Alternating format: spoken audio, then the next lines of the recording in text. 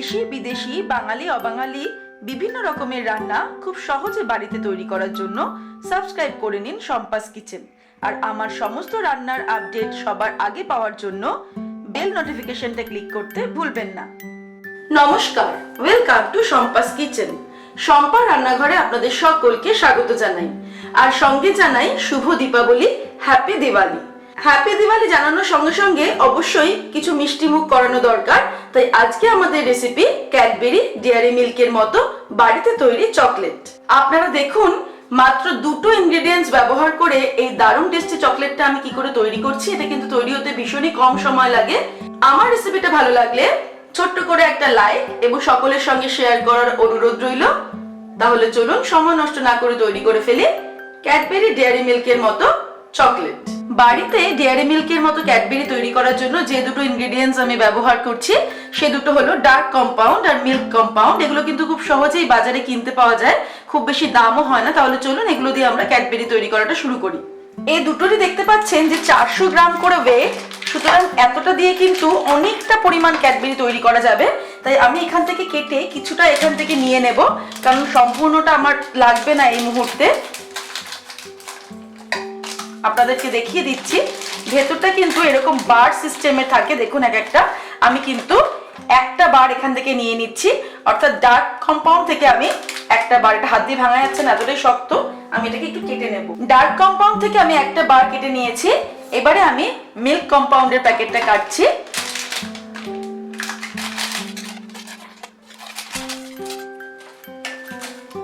এই milk compound থেকে আমি নিয়ে নেব দুখানা বার। এগুলো দেখতেই পাচ্ছেন যে 4টে করে বার রয়েছে, অর্থাৎ 100 গ্রাম করে এক একটা বার।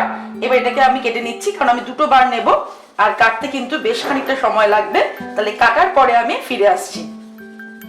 তাহলে মিল্ক কম্পাউন্ড থেকে 200 গ্রাম অর্থাৎ দুটো বার, আর ডার্ক কম্পাউন্ড থেকে 100 গ্রাম অর্থাৎ একটা বার আমি নিয়ে নিলাম। এবারে আমাদের যেটা করতে হবে, এগুলোকে একটু ছোট ছোট টুকরো করে কেটে নিতে হবে। তাহলে টুকরো করে ভেঙে নেওয়ার পরে আমি ফিরে আসছি।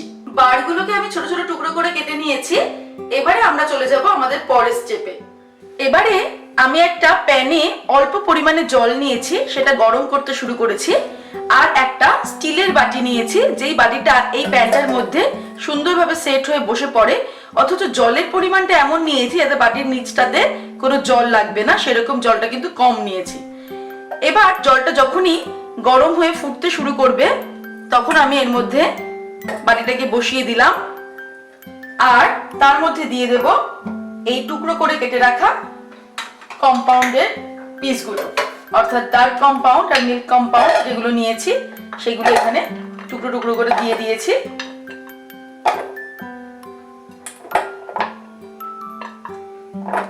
এবারে দিয়ে দেওয়ার পরে আমি আঁচটাকে মিডিয়ামে করে, অর্থাৎ মিডিয়াম টু লোয়ে রেখে এগুলোকে আমি মেল্ট হতে সময় দেব। আর একটা স্পুন নিয়ে আমরা নাড়তে থাকবো।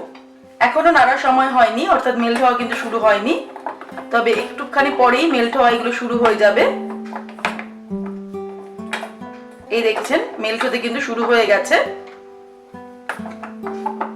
তখন আমাদের এটাকে নাড়তে হবে ততক্ষণ পর্যন্ত, যতক্ষণ না সম্পূর্ণ এই বারগুলো একদম সম্পূর্ণ মেল্ট না হয়ে যাচ্ছে। চকলেটটা সম্পূর্ণ মেল্ট হয়ে গেছে। এবার আমি এর মধ্যে একটু টেস্ট আনার জন্য দিয়ে দিচ্ছি একটু আমন্ড কুচি, কাজু কুচি আর একটু কিশমিশ কুচানো, যাতে আমাদের ক্যাডবেরি ফ্রুটের নাটের মতো কিন্তু একটা ফ্লেভার আসবে ক্যাডবেরির মধ্যে। ভালো করে মিক্স করে নিয়ে আমি এবার ওভেনটাকে অফ করে দিলাম। এবারে আমি ফাইনাল স্টেপের দিকে এগোবো। এবারে আমি একটা ক্যাডবেরির মোল্ড নিয়ে নিয়েছি, এটা কিন্তু সিলিকন মোল্ড। এগুলোও কিন্তু বাজারে মোটামুটি 80-90 টাকার মধ্যে পাওয়া যায়, আপনারা এগুলো একটা কিনে নেবেন। এর মধ্যে এবার আমি এই গরম গরম মিক্সচারটা দিয়ে দেব। মোল্ডগুলোতে আমি অল্প অল্প করে মিক্সচারটা দিয়ে দিচ্ছি। মোল্ডে আমি ব্যাটারটা ঢেলে দিয়েছি। এবার এই প্লেটটা শুদ্ধ এটাকে একটুখানি ট্যাপ করে একটু সেট করে নেব। তারপর আমরা নরমাল ফ্রিজে রেখে দেব 1-1.5 ঘন্টা। 1-1.5 ঘন্টা পরে আমি ফিরে আসছি। 1-1.5 ঘন্টা পরে এবার আমি এগুলোকে ফ্রিজ থেকে বের করে নিয়ে এসেছি। এটা কিন্তু একদম জমে গেছে। এবার আমি এগুলোকে ডিমোল্ড করে দেব, মোল্ড থেকে খুলে বার করে নেব। দেখুন এটা বার করা কিন্তু একদমই ইজি। আমাদের স্মাইলি চকলেট কিন্তু একদম রেডি। আর এগুলো কিন্তু ক্যাডবেরি ফ্রুট আর নাটের মতো খেতে হয়েছে। এবারে আমরা এগুলোকে একটা এয়ারটাইট কন্টেনারে রেখে বেশ কিছুদিন ফ্রিজে রেখে খেতে পারি, অথবা এগুলোকে কিন্তু একটু যদি সুন্দর করে র্যাপিং করে আমরা গিফটও করতে পারি যে কোনো অনুষ্ঠানে।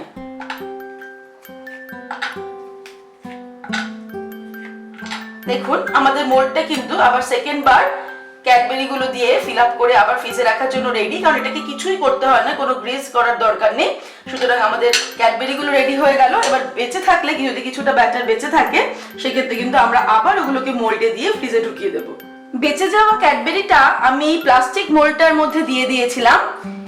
এবার এটাকেও আমি ওপেন করে জাস্ট দেখিয়ে দিচ্ছি। এটা কিন্তু এই মোল্ডটা কিন্তু আরো কম দামে পাওয়া যায়, মোটামুটি 25-30 টাকা আপনি এই মোল্ডটা কিনতে পাবেন। আর এটা কিন্তু দেখুন একদম কিন্তু ক্যাডবেরির মতোই দেখতে হয়েছে। আর একটা কথা আমি আপনাদের জানিয়ে দিচ্ছি, এই মোল্ডে কিন্তু কোনো কিছুই গ্রিস করতে হয় না, সেটা কিন্তু বারবার বলছি। এটাকে ধুয়ে ভালো করে মুছে নিয়ে তারপর আবার ইউজ করা যায়, কারণ কোনো যাতে জল না থাকে। আর এই ক্যাডবেরি গুলো টেস্ট কিন্তু আপনি যখন বাড়িতে তৈরি করবেন তখন বুঝতে পারবেন একদম same to same Cadbury Dairy Milk Fruit and নাটের মতো হবে, বা ডেয়ারি মিল্কের মতোই কিন্তু হবে।